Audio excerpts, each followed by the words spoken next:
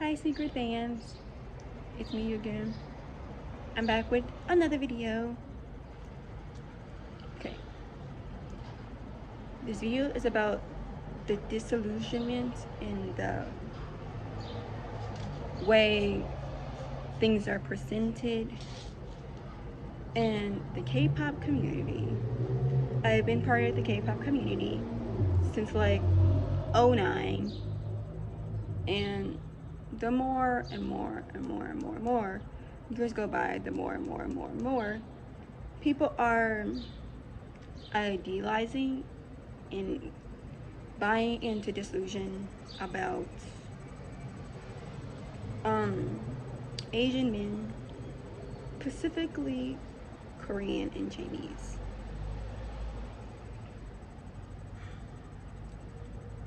Before I say this, it doesn't mean that there isn't a Korean or Chinese man, or just Asian men in general, out there who are not these type of men, because they are. Even the women, yes, there is. But to the extent that people think is not true. Let's get started. Korean women are very fickle and get super jealous super easily. There's even this stupid Canela leaf debate. It was really heated. It was so stupid.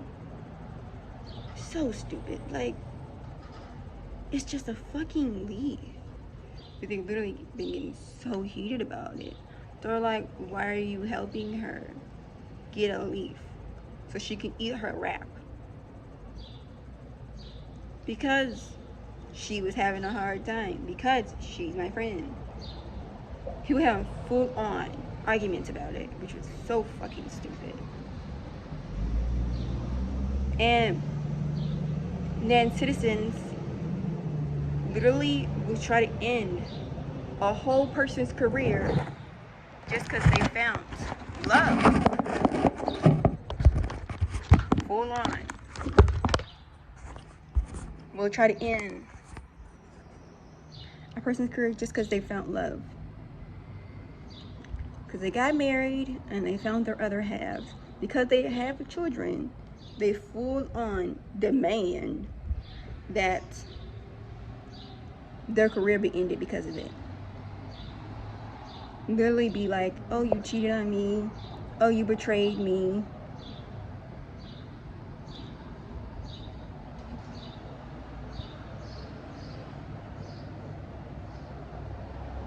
It's fucking ridiculous. And then we'll send death threats to you and your family just because you're happy.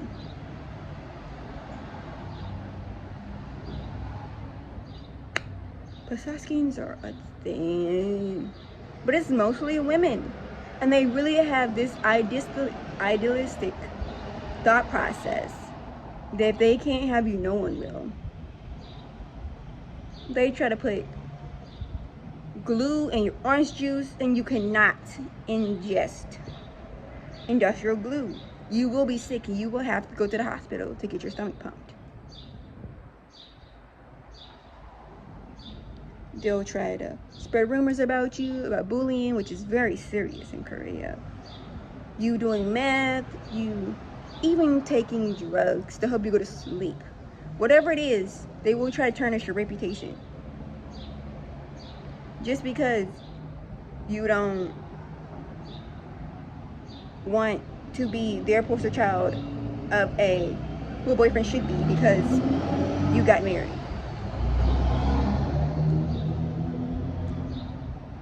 Korean men, Chinese men, and Japanese men are so bad at sex. It's ridiculous. They're so fucking perverty. And they're even more perverty than American men. They're so fucking perverty. And a lot of people are not able to handle that, but they're so bad at sex at the same time. And I kind of feel like it's mostly to blame because sexual education in Korea, Japan, is pretty much non-existent. Because you are a whole ass whore and a whole ass terrible person if you want to know about your body and about how to please yourself and your partner. Dead ass. Plus, skinship and affection to opposite sex is looked down upon. Like you're rubbing your happiness in other people's faces, or that you're being promiscuous. But when you do it with the opposite sex, no. But when you do it with the same sex, everybody's here for it. Oh, skinship. Oh, BL. Oh, I love it. Oh, blah, blah, blah.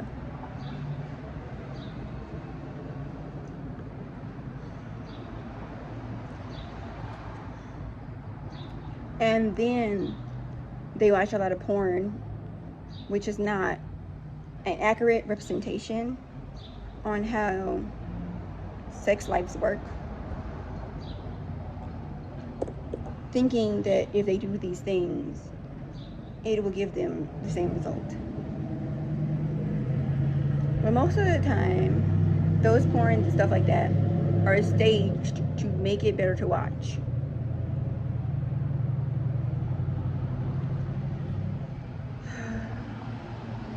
They so bad. It's ridiculous. And they tell you things like, oh, we don't go all night, but then can't go anymore after 3 hours because they're raw, or because they don't have any more stamina, or because they already came and now they don't want to do it anymore.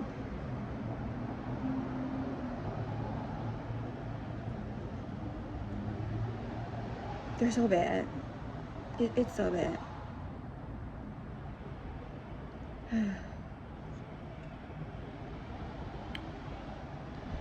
It is so difficult to have an Asian boyfriend, especially a Chinese boyfriend.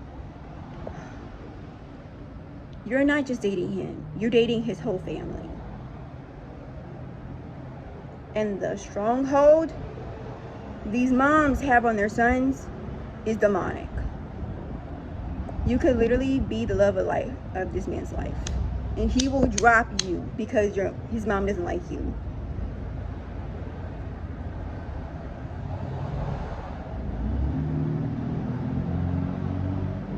They're literally concerned so much about how the relationship would look on their family that they're literally willing to drop you, even if you are the love of his life. If it makes their mom look bad, if it makes their grandma look bad, if it makes their family name look bad, they will drop you. And if you're not doing all the freaky deaky shit that they want you to do, they will literally drop you. It's stupid. It's ridiculous. It really is. It really is.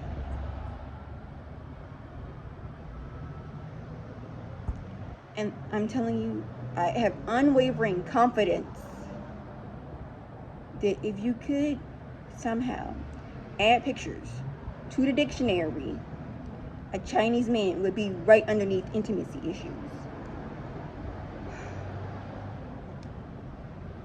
They lack self-confidence, and they lack even more self-confidence being in a relationship. And they wholeheartedly believe, soul, body, and spirit, that they should have unrestricted access to you at all times. Korean men are like this too, but it's definitely for the Chinese men.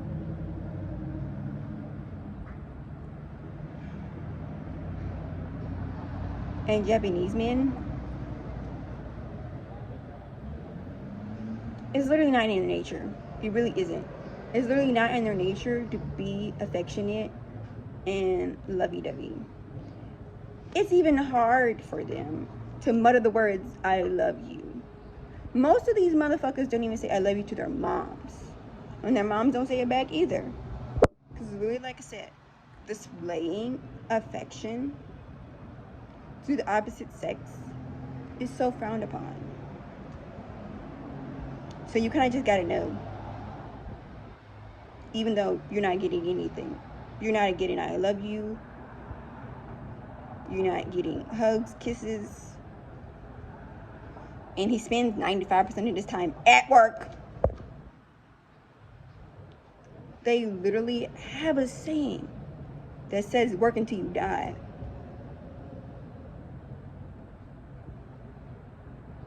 Literally, it's required companies to shut off computers and force people out of the office. Because if they don't, they're going to stay there all night. They're going to stay there all morning. Because they're chasing some type of fever dream that if they keep working hard and apply themselves, that it'll bring value to them. That they're useful this way.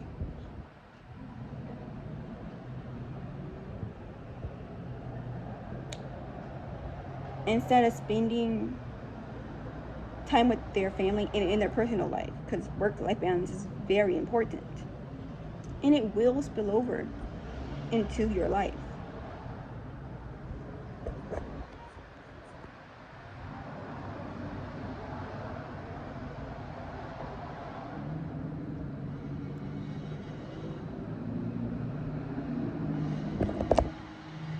If you get like sick and they drop off medication to your house, that is a grand gesture.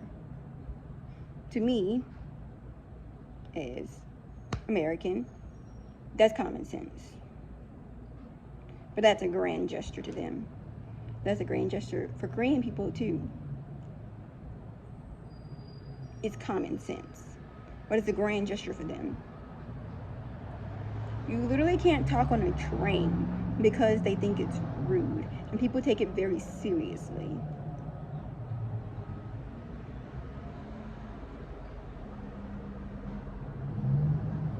You literally can't even, as a woman, protect yourself against creeps. Because if you do, then you will go to jail and that creep won't.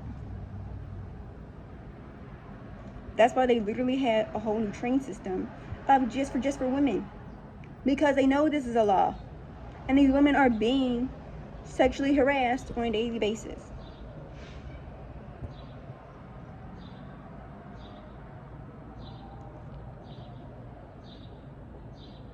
Oh, and if you're a foreigner, ooh, it's even worse. Literally, the Korean government and the Japanese government are literally paying people to have babies. They're literally paying people to stay there.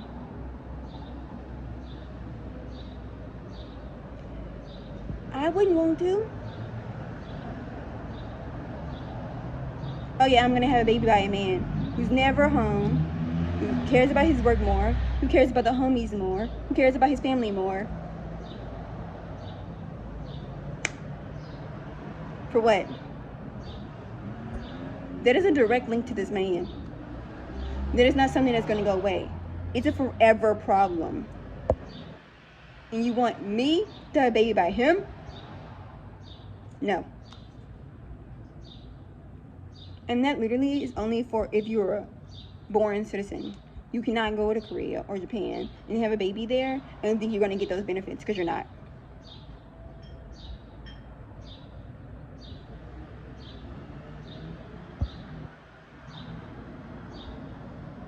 You're not.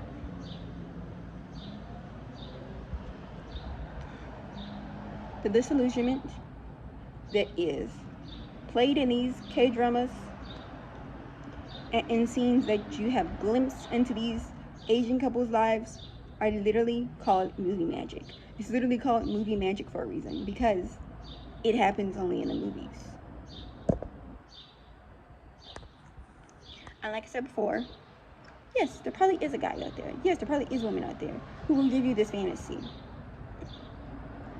But it's most likely not going to happen. Let's talk about the next thing. Money.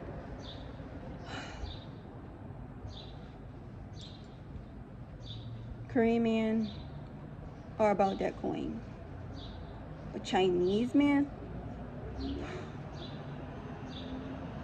They're so fucking cheap. And they pinch every penny they have. Every single one. And they 100% would do anything for money. They're so concerned about aesthetics. If you wear Louis Vuitton, if you wear Supreme, if you go on expensive dinners, they think you the shit. And they're trying to strategize a way to get into your life, so then that way you would marry them or date them. Because in China, there's a thing called the breakup fee, where if you want to break up with somebody, you have to pay to break up with them.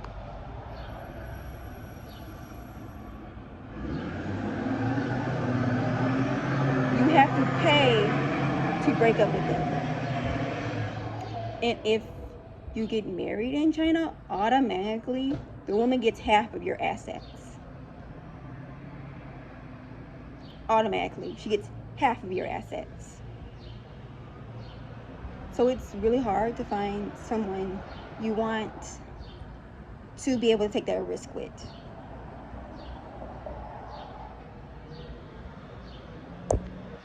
And a lot of people know this, and that's why they're strategizing a way to get into your life. So in that way, if you want to leave, you have to pay a breakup fee. If you want to get divorced, it don't matter. I get half of your assets automatically.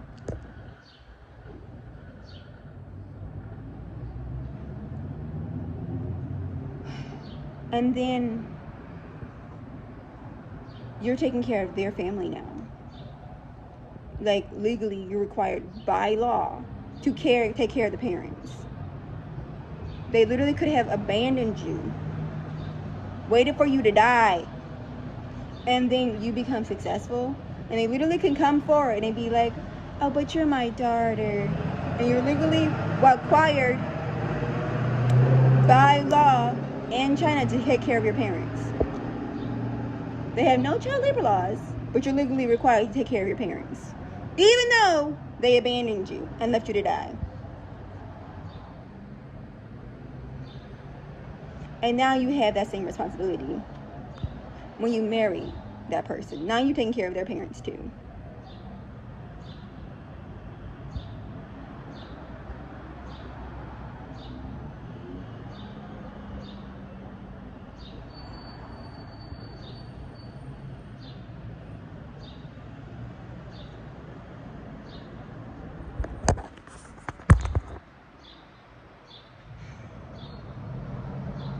So there will be a ridiculous amount of arguing about money, because they about their money.